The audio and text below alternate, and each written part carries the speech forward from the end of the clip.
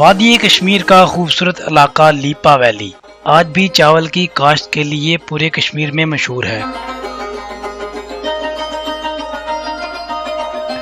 لیپا valley میں آج بھی صدیوں پرانی لکڑی کی بنی مشین سے چاول صاف کیے جاتے ہیں۔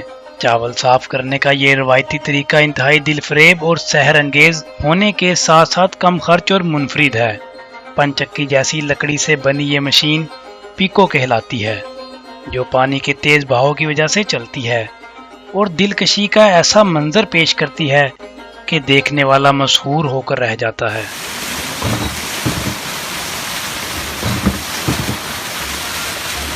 پانی کے تیز بہاؤ سے جب چاک گھومتا ہے تو لکڑی کے ساتھ لگا پتھر سوراخ میں موجود دھان سے چاول نکالتا ہے۔ اس عمل کو مقامی زبان میں چپیڑ کہتے ہیں۔